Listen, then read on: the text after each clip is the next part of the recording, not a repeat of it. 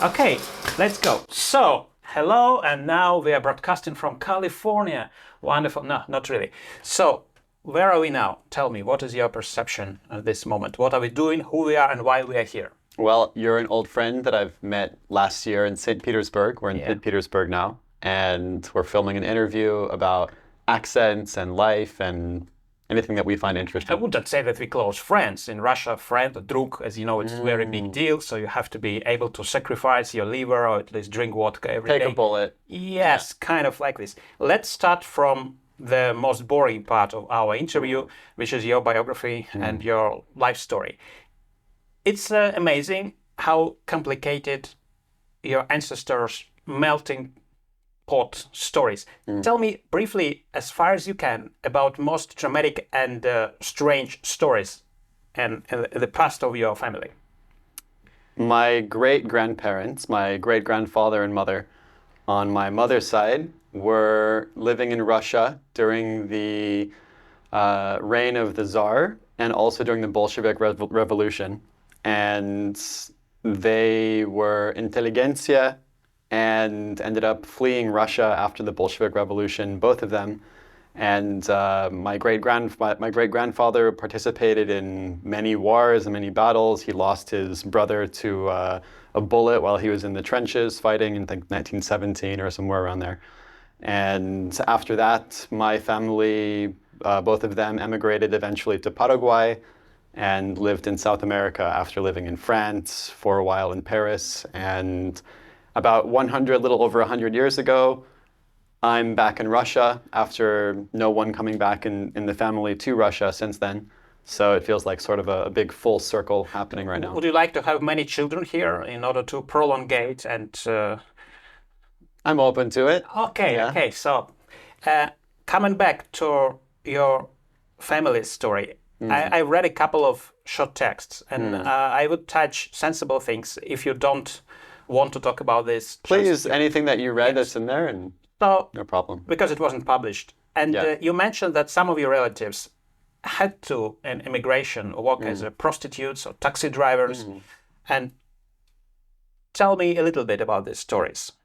I don't know much more than was written in that little document. I don't know a whole lot of the details, but yeah, apparently the one of my great grandmother's sister, the one who was living in Russia, from Russia, she went with her sister to Paris and ended up living in Paris, and her sister became a prostitute in Paris and ended up getting some bad STD from a guy, and then died from this, either from the sickness or she got beat up by some guy that she had sex with.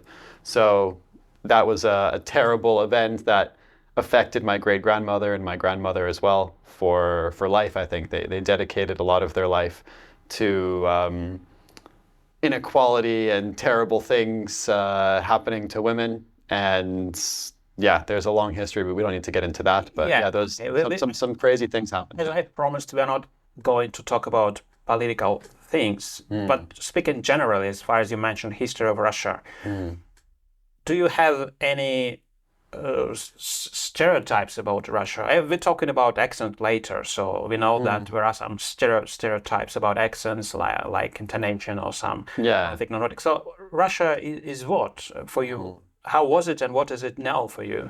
Well, I don't know how it was since I wasn't there. I don't know any of these things. All I have is these secondhand stories and all of these things. As far as I can tell, it's just a country with Russia is huge. It has so many different cultures and territories, and I've only been in one tiny piece. I've been in St. Petersburg and a little bit of... And I've been in Sochi 1 week ago. In Sochi just 1 week ago, exactly. But that's such a tiny part of Russia, and I don't really know much about it. So what I do know, though, is that in general, Russia is made up of a lot of very traditional societies in terms of, let's say, gender roles.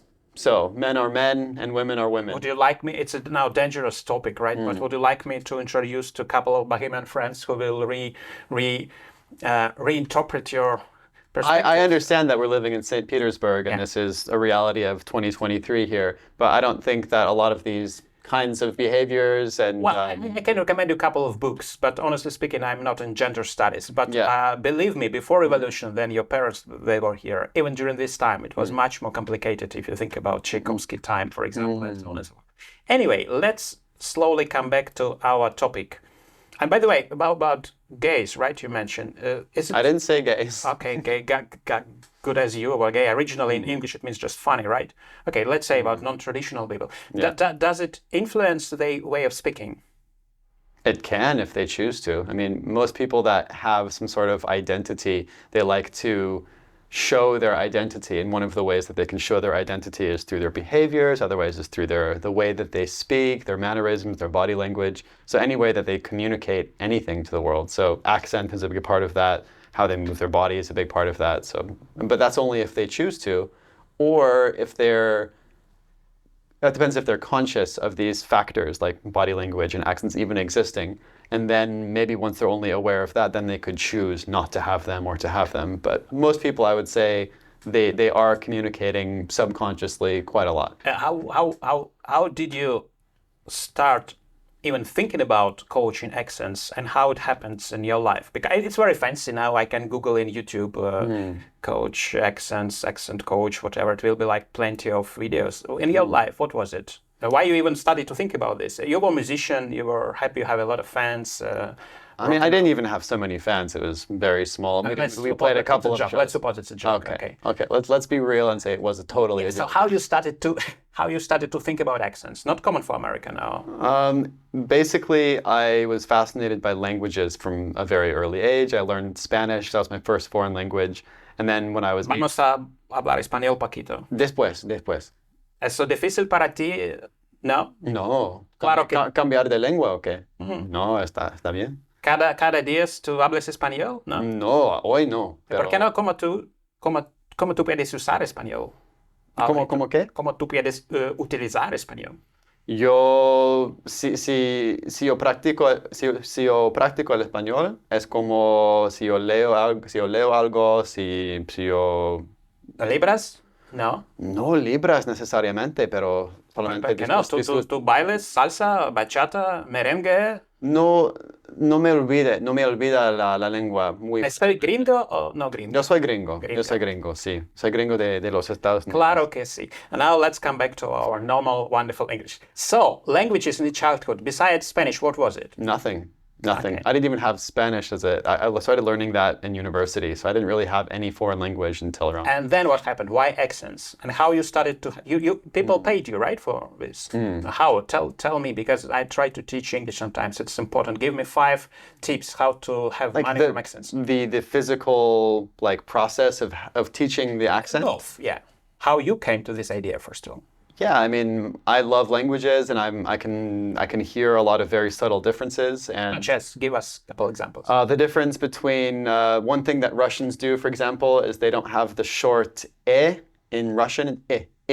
So they say simple, when it's actually simple. So it's e and e, and these are just that's just one difference that happens a lot in Russian. And there's books that are written that lay it all out. Like, this is the Russian accent. And on a broad, 90% scale, you can pretty much nail the Russian accent if you simply take out one sound like that from English. You look at it, so e. And if you replace all e with e, you're going to be one step closer to having the Russian accent. And then you can just do that with 20, 30, 35, 40, So what if you want to have a Russian accent in English? Can you imitate a Russian accent? You will be used as an actor who a coach in Russian cinema. So I haven't studied this to a T and made it amazing. So just so that's clear. But in a Russian accent, you have little bit different ways of saying the letter. Letter A, letter B, letter C, letter D. You must speak with more way of normal speaking Russian, but you speak English. It's believable. It's fine, but the text which you're pronouncing, it's too academic, right, for Russians. So we need mafia, can you show it with the more realistic, authentic talking about money and drugs or corruption or poetry, if you like? Poetry. I mean, So you just want some scenario, like a I'd typical like to thing. see a real authentic acting. I mean, not just. Well, I'm not an actor. Oh, you have so- to now. I mean, there is no camera. Yeah. I mean, you have to. Well, I'm an actor now, guys, then. Okay, so So, Vladimir, what do you say? We take money tomorrow. okay, it's becoming political. Let's stop talking about this. Oh, my friend Vladimir, what do you talk? Okay. So besides accents, I mean, tell me your personal experience of because you're American. Is it true that half American or quarter American and some European you mentioned you have a Swiss ancestors also. So usually, first meeting with people with their accents does influence how you think about them. Well, it gives me some data. It gives me some facts about like the reality. So, okay, they have this and this accent. So I can calculate the likelihood of them coming from a certain area, or I can have ideas about like their economic background, possibly. Give me some examples. For example, how would be in the case of this, let's imagine scenario. You meet. I will give you description of person, and you will try to speak with the accent as you imagine this. So let's say that this is a black Afro-American, a guy from ghetto, who is talking with you about Shakespeare. So give me this sample. I mean, I'm not going to imitate And he's the 17, accent. 17 years old. You can imitate. We're in Russia. Nobody will judge you. I know I can't. Like, it's not about being political. I'm just saying, like, I don't think I can accurately. You can also accurately imitate a Bonix. Not so much. Like, Okay, I'm not. do it not perfect. It's okay. Yo, man, this guy from Shakespeare. You know what I'm saying? Hamlet. What's his name? I'm bro. talking about something. You know, so something. Yeah, bro. Okay. Okay, so now it's a very fancy intellectual New Yorker woman who is sitting in the cafe, reading something in French and discussing it with herself in fancy New Yorker English. Can you give me? So let's say it's Proust, and she's talking to herself about Proust. And Again, I don't know that I can't nail the New York accent, but do I have to make myself? become in Do I Russian have to make myself feminine as well? Because it's a woman speaking. I'm not going to do it. This is such a nice play that we're reading here. I can't do the New York accent. Okay. Let's say it's an Irish guy who wanna buy some potatoes in the street shop, and he's 70 or 90 years old. He's very, very old, and he's Catholic, and he has something to discuss with the seller. So, hello, would you like to have something today? Are you from here or not? I don't hear the Irish accent from the islands here. I'd like some potatoes if you give me some potatoes. If you'd like, I could pay you $33 for these potatoes, but it's quite a lot. I'd have 10 kilos. If you have Irish guys by accident, write how in the comments says, and you have to say how good it is. What about the more stereotyped accent, stigmatized accent, Southern accent, American, Southern American, Southern North American, right? Southern North America. Sorry, not Southern North American accent. So what is it? Well, it needs to be something a little bit like this, you know. Got southern drawl, and when you're speaking with the people, you need to make sure that you don't say nothing wrong, you don't say nothing offensive, because some people they might not take so kindly to that, and they might pull the gun and shoot you dead, and that's just a fact. So, okay, I mean it's not polished at all, but it's roughly. I mean, because I never lived in America, for me it's different. But it's, I mean, as far as I know, American sheriffs, they all speak like this. No, not true. Not true. They're all over, man. No. There's sheriffs everywhere, not just in Texas. Oh no, really? No, you opened my eyes to American realities. Okay, let's now talk about your most professional thing, which is connected with your own identity, right? So, Californian accent. Give me 5 minutes. I'm not going to interrupt you. 5 minutes lecture about Californian life in terms of accents and how people use life in terms of accents. I'm joking, but whatever. Accents in California and life also. I know that there are pounds, something like this, or nude girls on the beaches, or Hollywood somewhere. So it's all what I know. So, okay. So, accents and life in California. California has a pretty similar accent to the West Coast, so Oregon and Washington, but it also has some really specific accents that come from let's say the valley. So there's it's essentially the West Coast accent with some different parts to it in California, depending on the region.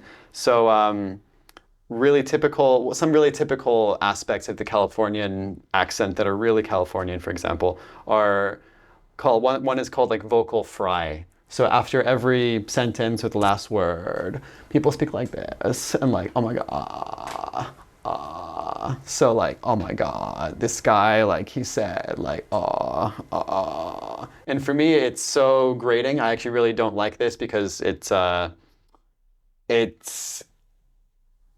like it's not people's genuine voice. It's like they're putting on some acts, even like. So they're all actors, right? Is it because of Hollywood? They all pretend to be. A lot of American culture. It is about not being real, and I actually really appreciate Russia being here because everything is so real. That aspect, at least, when you're just speaking with someone, you're pretty sure that like what they say is what they mean, which is not the case in the US. I mean, it is questionable, but tell me more about, because you have American passport, it's not a secret, you can criticize America, right? Yeah, of course. So let's do it, 5 minutes of criticism of America. What do you mean not to be real? Hypocrisy in American life. So just some, it's not even that complicated. So just a very easy example would be when you meet someone for the first time, even in the beginning of this interview, I called you a friend, okay? This links in with the rest of it. So if I meet you for the first time, and then 1 minute later, we're on the street, so I meet you in the street. 1 minute later, I find my friends and people I've known for years, and I say, hey, this is my friends, and we're hanging out, and then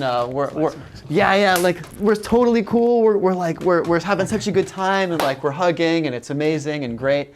And then the next day, or after that, I say, yeah, let's meet up tomorrow, let's go get some drinks, let's like have a barbecue, you can come over to my place, get a barbecue, and then we'll hang out all night. And then the next day, I don't call you, or nothing happens, or it's just like it never happened at all. And for a Russian, that's probably pretty like hardcore, like this experience of like being so close, and then it's not actually real at all. Because if a Russian would do that, it would be real, but they would probably not do that. As you know, it takes years that Russians will smile to you, so it's not so simple. That's also an exaggeration. I found it's very simple. There, you just did it. I'm exceptional. I speak English, so it's okay.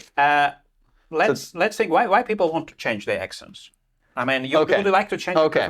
So this is a great question. I think first time it's 20. How many minutes we still have? 10. 20 minutes. 20 minutes. Okay. So the first great question. Good. Go ahead. So why do people want to change their accents? Yeah. So the biggest reason is because they're not being understood. So this is the most like practical and necessary reason people want to change an accent, is that because of their accent, there are communication problems happening, whether it's someone's not understanding the word itself because the accent is just too different, like the home accent, like their origin country, that accent of that. So for example, a Russian accent from a Russian person, it would make it so that when they say a certain word in English, it doesn't even sound like that word to a native speaker. For example, heap. That's a hip. Heap. But if you say heap to an American, they'll be like, what's a heap? It's hippie, but it could be not even happy. Hip, like they want to say my heap. Even in the context, people wouldn't. Maybe it's just because the Americans don't have contact with other cultures. That's the thing. And so maybe for you, you've heard other languages, you speak Spanish. Like if your Americans are very limited in terms of like even other accents in the U.S. so that they normally hear, because it's such a huge. So it's really like they can't get the concept that if it doesn't sound exactly like their accent. Okay, top 5 the worst pronounced Russian words, English. I mean, beach, all kind of stuff. I mean, yeah, there's many words like that. I mean, beach, bitch, but there's I wouldn't say there's even like a top 5. It's just like, and it's not about like the degree of how bad it is, that how bad of a word it turns into, but it's just because the person is not being understood. And so the whole point of changing the accent is so that they can be fully understood. Another thing people say is they don't like when they don't understand, they just say, what'd you say? Oh, excuse me, what? If someone's getting that all the time, it's normally not because they haven't studied grammar, because they haven't studied the book, because they can't read or write. It's just because the physical process of making it into a sound with their mouth, it's not working. So there's something here that's not happening. We know who can help them if they reach enough, right? Okay, so first, other reasons. Let's talk in the stage context. Because, by the way, there are a couple of great, like a couple of famous piece of art about accents, such as Bernard Shaw, right? Yeah. And this Pygmalion, as far as I remember, play, and this King's Speech, or whatever it is, I don't remember, the movie about speech therapist who supported British monarch, whatever. So, in the stage, in the theater, did you coach in this context somebody to be perfectly no? It was just mostly people that were working, for example, in IT and then in sales, and they had an accent. Like one guy was from Vietnam, and his accent was very strong. So you're not creative, you're pragmatic, you work with programmers from Vietnam. I haven't taught, like, I'm not an actor, like I said, like I'm not teaching people like how to do these accents in theater. I haven't mastered accents. I have my own, and then I've studied something, but more it was like accent reduction. So someone that has an accent that's causing miscommunication, or it's causing them lots of problems, and they want to get to the point where it's either an American accent, so mine, or it would be just neutralized, so that they're speaking more of like just a normal English. So that's the context that I was mostly teaching in. Okay. But even if you're not creative, you had some creative stuff. But you mentioned that you're a musician, you performed music. Tell me a little bit about your creative attempts in your life. What was it and how it was connected with language and... I mean, I've played music. I've played music in public. I like improvisation with music a lot, but I haven't ever taken these things to some serious level because I've always been doing something else at the time. So normally it was world travel, or learning languages. For me, which is an important job to do, right? World traveling is you don't have time for creativity, if you will. For me, it is a form of creativity. I mean, to be able to, like, I was doing kind of extreme travel, so a lot of... Yes. Let's talk. It's my second good question. You spent almost all time. It's my second. So tell me about your extreme traveling experience. A lot of it was some years with no money. So there's basically You're becoming Russian. There's basically three things that cost money when you're traveling. So it's travel, the actual movement that you're doing, then it's staying somewhere, accommodation, and then it's food. So if you reduce these three things to zero, you're traveling for free. And you can do that. Transport is through hitchhiking or just walking or biking, any sort of free transport. Food is basically, I would go to restaurants when they're closing, for example. I don't know if you ever worked in a restaurant. Well, fortunately not yet, but who knows? Okay, well, basically every restaurant worldwide, they throw out about, like, on average, I would say 1/3 of all the food that they've made that day.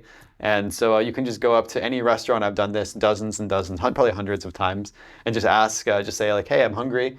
Do you have food that you're already throwing out and at 10 p.m. or 11 p.m. when they're closing? And then I would just bring a container. And then instead of throwing it in the trash, they throw it in the basket. So that's one way to eat if you're not eating fruits and vegetables and all the free things that are in the world. And then you can just camp. You can stay with people for accommodation, and couch surf and stay with others that are on these websites. Where did you travel? What countries? Canada, US, Mexico, Brazil, India, China, most of Europe, on some random islands like Reunion Island near Madagascar, and some Southeast Asian countries too, but mostly in Europe. You didn't burn your documents or credit cards? No. Not to... I don't think that's necessary. Okay. That's not so extreme, right? Okay. No. So what is your... I mean, it's quite popular for American people to travel, have gap year, right? Is a kind of, you try to be world famous, or you try to see you try to see how people different but the same, or what was driving you? I just knew that I wanted a different life than the American going to university life. I dropped out after 2 years of university because it was so expensive and I would need to take out a loan, and I didn't want to take out a loan. And so I looked at my options. wrote down 2 lists, like what am I doing with my life, and what do I, how does my life look like right now, and how do I want my life to look like, and I just wrote down a big list. Not secret, what was it? Could you? Oh, like my typical life was go to university, eat pretty bad food in the cafeteria at the university, and then I would, have a class, I would learn something, and I didn't really even care about it. I would write some essay I didn't care about that I hated. I would be driving a lot, probably like 2 hours per day was spent in a car driving. You had your own car?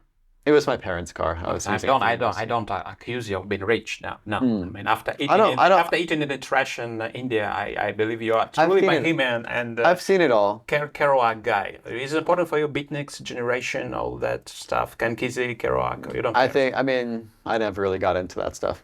Okay, so you're not Californian hippie. You can put me into whatever box you want. I try to invent one. It's not so simple to do. Okay, we have about 5 more minutes. Tell me more or less what we did not cover in our discussion. Do you have some important things to speculate about in terms of Russian culture or language? You can speak even some Russian if you want, as far as you study this now. You never spoke Russian at your childhood, right? Нет. Okay, хорошо. Что вы расскажете про русский язык? Что сложного в русском языке? Сейчас я хочу учить русский язык. Очень много. Я не говорю как ты, не говорю как Андрей, но в России чувствую как дома. Чувствую очень хорошо здесь. И, да. Хорошо, и я хочу в завершении сделать тебе 2 символических подарка. Раз мы говорим про Россию, у нас есть такой приемник «Россия», да? Ты знаешь, что раньше, в советское время, люди могли слушать пропаганду только по приемнику, да? Да, это было очень важно, да? Да, и еще у меня есть такая для тебя книжка. Знаешь, что люди в России часто ненавидят английский язык, потому что его преподают очень скучно по разным учебникам. У нас есть Happy English. Это Happy English, да? И Татьяна Клементьев. Да, Татьяна Клементьев. Дай долгих лет здоровья. Спасибо, было очень интересно. Надеюсь, это было не скучно для тебя. Пока. Пока-пока. Спасибо, Пошли Дмитрий. пить кофе.